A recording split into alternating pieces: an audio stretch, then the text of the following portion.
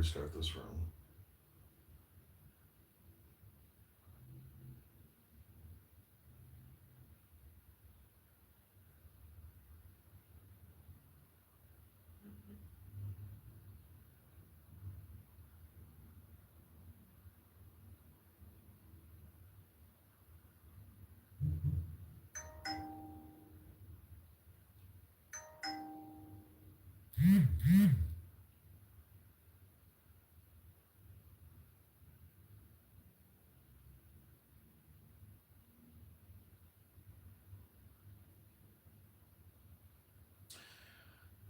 Okay, this is rules of procedure.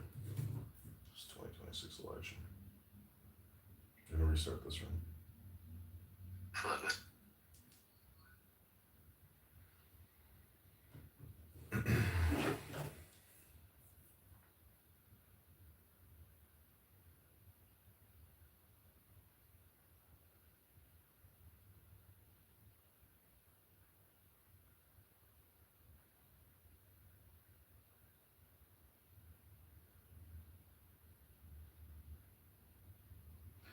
Okay, this is 2026 elections rules of procedure room.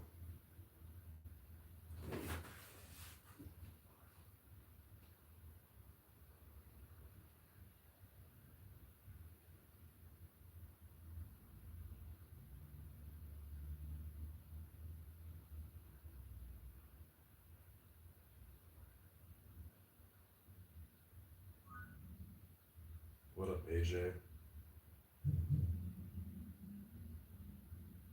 This is a rules of procedure room.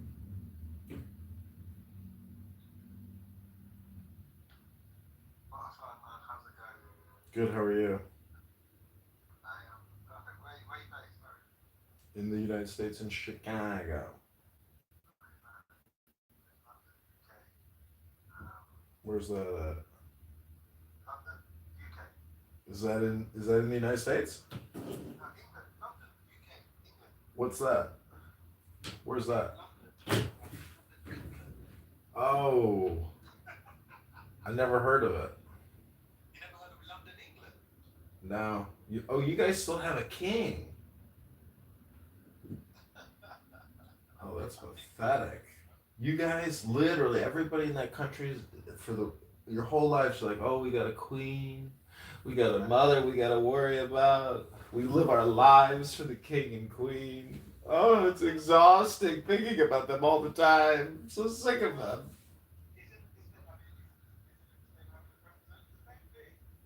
No, we get somebody new every 4 years to dislike.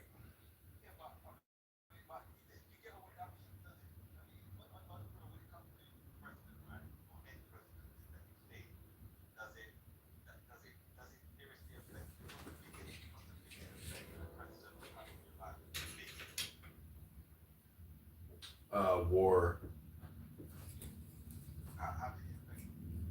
Join the army. I also play the flute.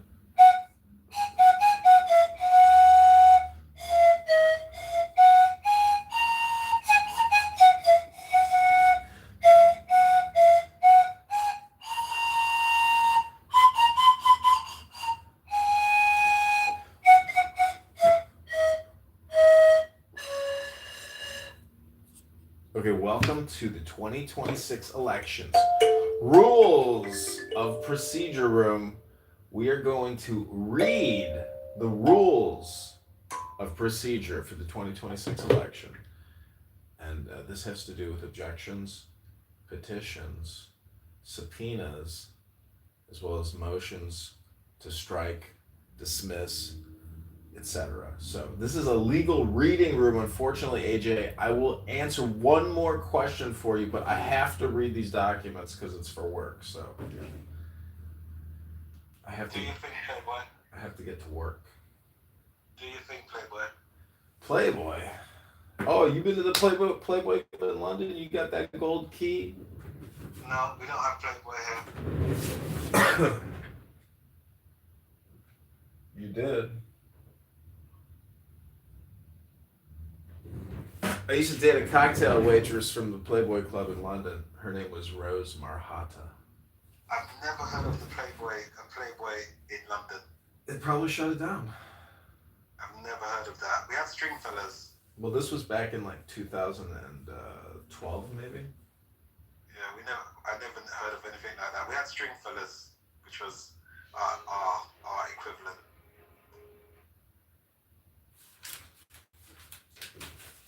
Welcome, mister. We are about to read rules of procedure. First, we're going to start with definitions. This is actually an English language education training room for non-native English speakers, part of pronunciationworkshop.com, in conjunction with Dr. Gruber, a world-famous English-American pronunciator. You can go to his YouTube channel. It's called Pronunciation Workshop. I'm going to need some water for this one.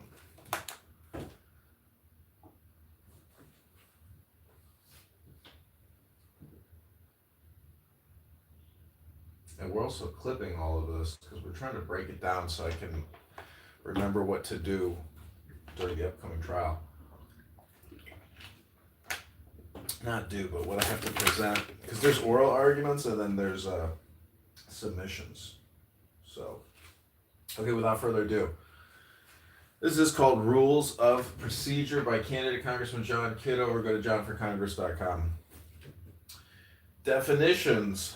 Affidavit means evidence submitted in the form of a written statement that is sworn to and signed by the affiant and notarized before a notary public or other officer authorized to administer oaths in the state of Illinois. Original affidavits are preferred, but photocopies submitted electronically, as described in Rule 6, are permissible.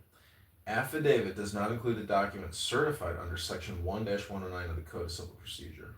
Affidavit means evidence submitted in the form of a written statement. Subsection B, board or SOEB means the state officer's electoral board, a duly constituted electoral board under Section 10(9) of the Election Code. Hearing officer means an attorney duly qualified and designated by the board to conduct hearings under Rule 5 of these rules of procedure. Initial meeting means the board's first meeting scheduled for Tuesday, November 18th. Party means an objector or candidate. Parties means the objectors and candidates collectively. Petition and objection portal means electronic system for viewing and filing documents in the case before the board. Records exam results report means a line-by-line computer-generated report of the results of records examinations. Records exam results report means a line-by-line computer-generated report of the results of records examination.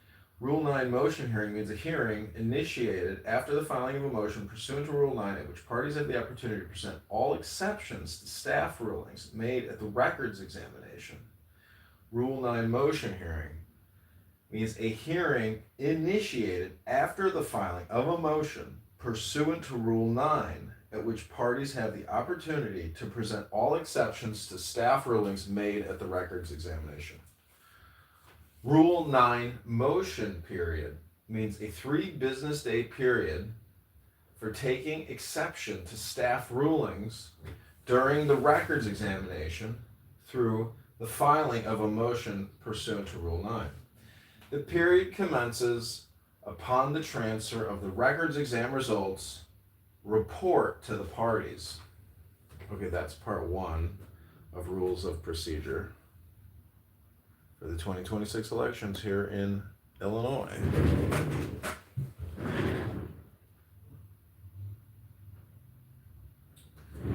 Go to johnforcongress.com. This is part 2.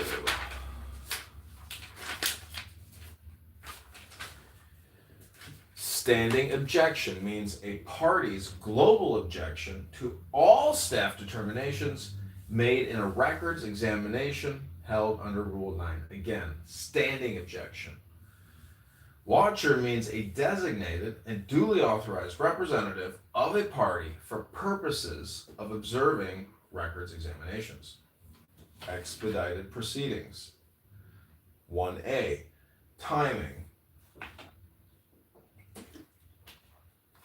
On all hearing dates set by the board or its designated hearing officer other than the initial meeting, the objector and the candidate shall be prepared to proceed with the hearing of their case. Due to statutory time constraints, the board must proceed as expeditiously as possible to resolve the objections. Therefore, there will be no continuances or resetting of the initial meeting or future hearings except for good cause shown. Availability of parties. Notices. The parties shall make themselves reasonably available by telephone, including cell phone during the day, and at least until 7 p.m., or as otherwise directed by the board or hearing officer, for receipt of notice from the board. Or hearing officer has made if the board or hearing officer has made reasonable attempts to contact a party by telephone, cell phone, fax, or email at the numbers or addresses provided by the party can be contacted or fails to respond to such contacts, the party will be deemed to have received constructive notice of the proceedings, and the proceedings may go forward without the presence of that party. If a party has received actual or constructive notice of a hearing and fails to appear, the failure to appear shall constitute acceptance by such party as to any action taken in the hearing or any agreement made by and between the parties present at the hearing. As availability of parties notice. See website constructive notice. Though every effort will be made by the board and its designated hearing officers to keep parties informed of upcoming events by providing actual notice, parties shall be responsible for periodically checking the board's website to keep fully apprised of scheduled events in their case. The posting of events to the board's website shall serve as constructive notice to the parties of the posted schedule. The failure of a party to receive actual notice of an event regarding their case shall not prevent such event from proceeding as scheduled, nor shall it invalidate any action taken at such event, as long as the party has constructive notice of the event from a posting on the board's website. It's constructive notice. Okay, so those are all the dates on the event board, I guess, on their website. This is section D, part 1. Initial meeting call of the cases. At 9 a.m. on Tuesday, November 18th, the board will conduct an initial meeting of the state officers electoral board for the limited purpose of accepting appearances from the parties or the respective council, adopting the rules of procedure, appointing hearing officers, and assigning the cases to them. To case management conference held following the initial meeting. Initial case management conference. Following the initial meeting of the SOEB, the designated hearing officers will schedule and conduct a case management conference with the parties in each case on November 18th for procedural matters, scheduling attendance of witnesses, filing of briefs and motions, discovery matters, intended to aid in the expeditious resolution of the objection. If a party does not appear for the initial case management conference, the conference will proceed despite their absence. No evidence will be accepted and no argument will be considered at this conference. B. Staff signature counts. In situations where it appears on its face that a candidate's nominating petitions contain fewer than the minimum number of signatures necessary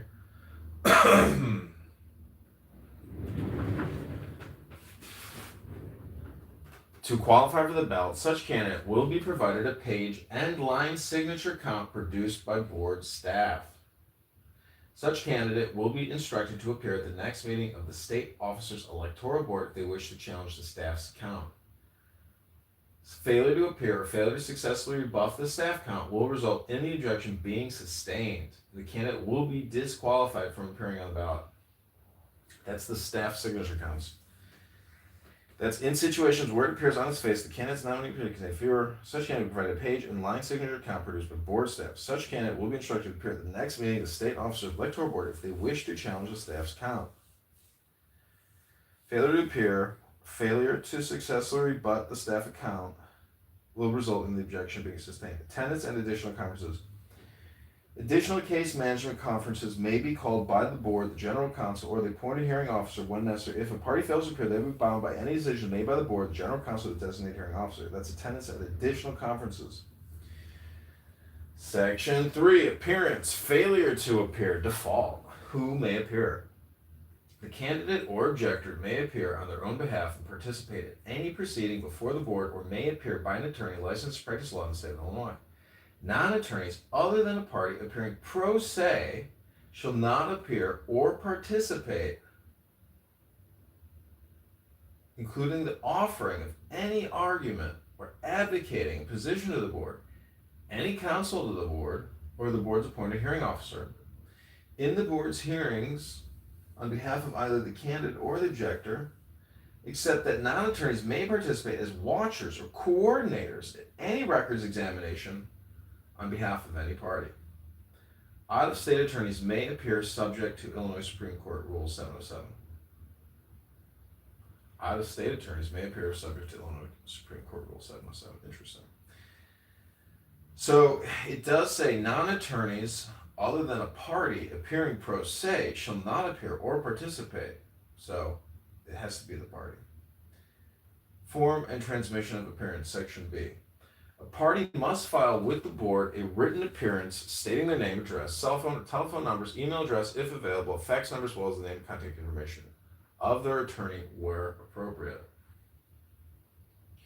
Form and transmission of appearance. Party must file with the board a written appearance stating their name where appropriate. Failure to appear, default. The failure of the objector to appear at the initial meeting of the board or at any subsequent meeting of the board or at any hearing before a duly appointed hearing officer without good cause shown shall be sufficient grounds to default such objector, provided that the objector was served with notice of the hearing. If an objector is defaulted, the objections may be stricken and dismissed. That's Section 3, sub C, failure to appear. It shall be sufficient grounds to default without good cause served with notice of the hearing. So if he doesn't show and he doesn't have good cause, if an objector is defaulted, the objections may be stricken and dismissed. Sufficient to default such provided the objector was served with notice of the hearing. Okay, authority of the board, general authority. The board itself, or through its designated hearing officer, if applicable, see Rule 5 below, shall conduct all hearings and take all necessary action to avoid delay, to maintain order, to ensure compliance with all notice requirements, and to ensure the development of a clear and complete record. If a hearing officer has been duly appointed, the hearing officer shall preside over all such hearings prior to the board's final ruling.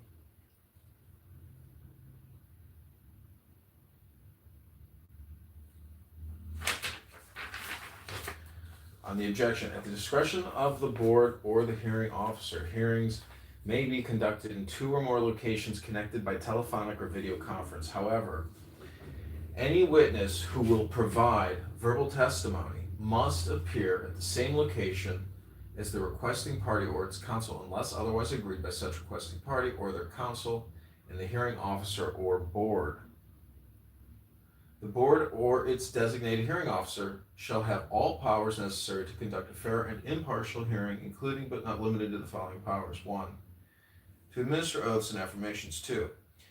To regulate the course of hearings, set the time and place for continued hearings, fix times for filing of documents, provide for the taking of testimony by deposition if necessary, and in general conduct the proceedings according to recognized principles of administrative law and the provisions of these rules.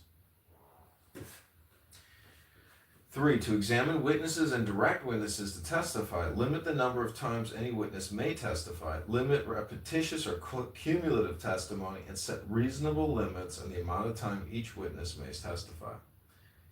4. To rule upon offers of proof and receive relevant evidence. 5. To direct, hear, and confer for the stipulation of facts or simplification of issues and otherwise conduct case management conferences. To dispose of procedural requests or similar matters. To issue subpoenas and rule upon objections to subpoenas subject to the provisions of paragraph 8 below and discovery requests. 8. To consider and rule upon all motions presented in the course of the proceedings, except that a motion to strike or dismiss an objection or a motion for summary judgment or its administrative equivalent may be ruled upon only by the board, unless otherwise directed by the hearing officer. The hearing of an objection will proceed despite the filing of any of the above motions. Again, to consider and rule upon all motions presented in the course of the proceedings, except that a motion to strike or dismiss or an objection, a motion for summary judgment, or its administrative equivalent may be ruled upon only by the board. Again, that's to consider and rule upon all motions, except that a motion to strike or dismiss, unless otherwise directed by the hearing officer. The hearing of an objection will proceed despite the filing of any of the above motions. Kind of confusing. To consider and rule upon all motions presented in the course of the proceedings, except to consider and rule upon all motions presented in the course, except that a motion to strike or dismiss an objection or a motion for summary judgment or its administrative may be ruled upon only by the board. Number 9, to consider such competent and relevant evidence as may be submitted, including but not limited to documentary evidence, affidavits, and testimonial evidence. To consider such competent and relevant evidence as may be submitted, including but not limited to documentary evidence, affidavits, testimonial evidence. And 10, to enter any order that further carries out the purpose of these rules. The grant of authority listed above to the designated hearing officer by these rules shall not be construed to limit the authority of the board to enter any contravening order. B, authority to strike objections. The board may, on its own motion, strike any objection if it determines that the objection does not meet the requirements set forth in section 10.8 of the Election Code, 10 ILCS 510.8. Objections to individual signers and or circulators must consist of a specific objection or objections to that particular signer or circulator. Objections to individual signers and or circulators must consist of a specific objection or objections. In addition, the board on its own motion may strike any portion of an objection that it determines to be not well grounded in fact or law. Hearing officers, appointment of hearing officers. Okay, we're gonna take a little break here and then we will continue on reading rules of procedure.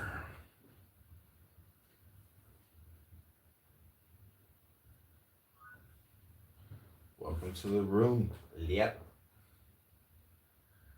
We were just reading the rules and procedures. I feel like I should get a pen and there were some things I should mark up. Or not. I guess. Well.